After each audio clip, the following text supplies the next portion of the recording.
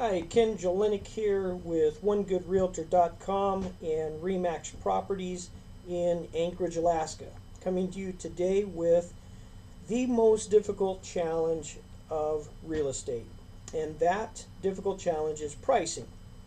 Pricing is the biggest concern of both buyers and sellers. First of all, pricing is a moving target. And it's a moving target because there's a lot of different influences that affect people's expectations in pricing. Obviously, the sellers want to maximize their price, and the buyers want to minimize their price. In addition, the factors that are influencing that and making it a moving target are things such as, federal tax incentives, political policies that have been voted on or implemented, how many people are losing their homes, how many people are moving, is the economy in your neighborhood, in your city, in your state growing, or is it flat, or is it getting smaller? And so that's the first thing. It's a moving target, and it requires a certain amount of skill and experience, but definitely a great deal more finesse and intuition in pricing. And that's because actually pricing is very intuitive. What I mean by that is if you have a house that should sell for about $100,000, everybody knows it. Buyers know it and sellers know it. And so obviously if a seller is stronger in their belief or their influence over the realtor, and they want to ask $125,000 for a $100,000 property, then that property is going to sit for a while because the buyers know that it's a $100,000 property, and if you ask too much, then they're just going to basically shake their head and keep driving and move on. They're not going to try to insult you necessarily. In some markets they will, and in some parts of the market they will. But they're not going to spend their time, and they're not going to waste your time by offering you what the value of the home is at $100,000. Instead, they're going to just take off. Of course, the opposite is true too. If you've got a $100,000 property and you're asking $75,000, then everybody knows that, and you're going to get probably multiple offers, and it may actually get bid back up to closer to what the real market value is. But the intuition thing is an important and critical factor to consider in the pricing of the home. Another thing is that pricing and homes have a shelf life. In today's market, the shelf life is much longer, maybe double or triple, than what it used to be 5 years ago.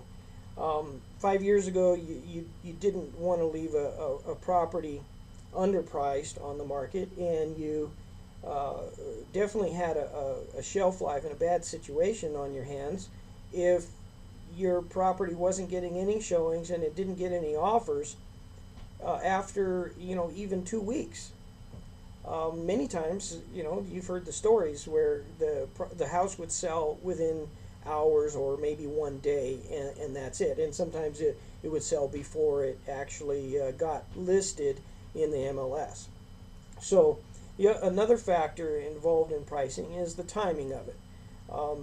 There's timing in everything. Timing that the sellers need.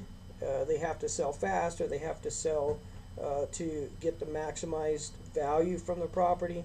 The timing of the buyers. Do they have to purchase fast in order to take advantage of the tax incentive for the first-time home buyers, or do they have to buy something because they're living in a hotel room, or their company benefits are expiring soon? So timing is very important.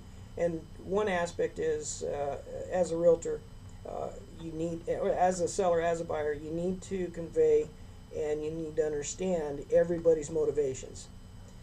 I personally prefer a two-step action plan to pricing. The first step is strictly numbers, numbers only, and in that I will use the MLS and do the competitive market analysis.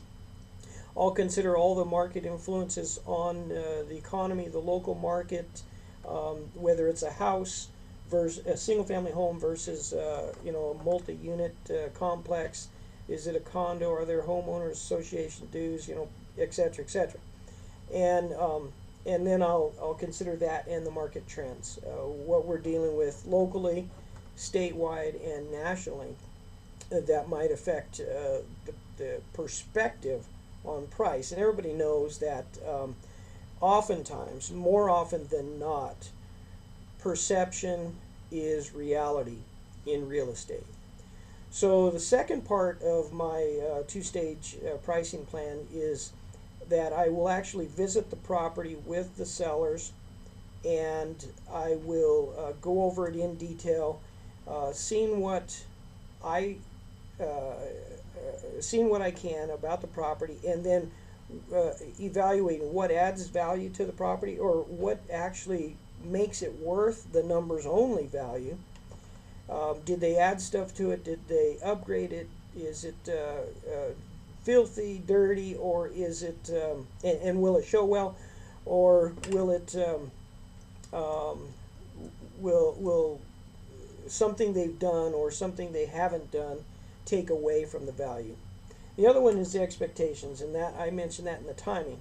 That is, if you have to sell fast, then and your property needs work, then you might have to take a much lower price, and that means sometimes coming to the closing table with cash in order to sell it, and maybe that's still good for you.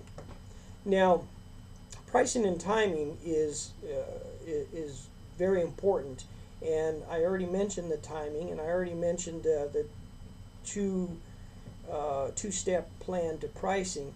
But if you have a $200,000 house and you're selling it for $150,000, well, then obviously you're going to have a lot more attention a lot faster. And if you have a $200,000 house and you're asking $300,000 for it, well, if you ever even get a showing, then it's going to take a lot longer to sell. And even then, you may not get your asking price ever. And so, and that's because it has a shelf life.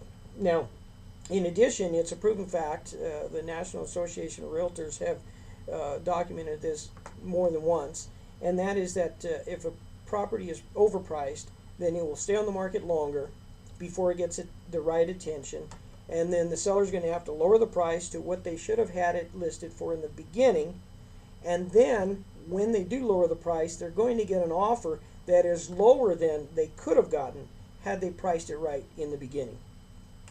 So all of that I just said is in a normal market. It's in a normal market. That does not take into consideration today's market, which has a lot of distressed sales that are influencing pricing. Short sales, which means that the sellers owe more than what they can get for that home on the market. Pre-foreclosure sales, meaning they haven't been able to make their mortgage payments, and so the banks are threatening to foreclose on it, and therefore there's different influences. The bank wants full price, obviously, but then the sellers want to be able to sell it for everything they owe, so they can walk away with at least $0 instead of -dollars, and then et cetera, et cetera. Everybody has their own motivations. And then there's also the fixer-uppers. Quite often when a property has been neglected, or they can't afford to make their payments on their mortgage, then they can't afford to make general maintenance and general upkeep. And so a lot of times these houses are actually neglected and therefore would command a much lower price. So all of this comes into play when you're pricing your property. It is the most difficult. It's the most intuitive. It's also the most important. So that wraps it up for my take on pricing. Catch me next time here on my video blog, Crazy About Real Estate, when I talk about adding value to your home.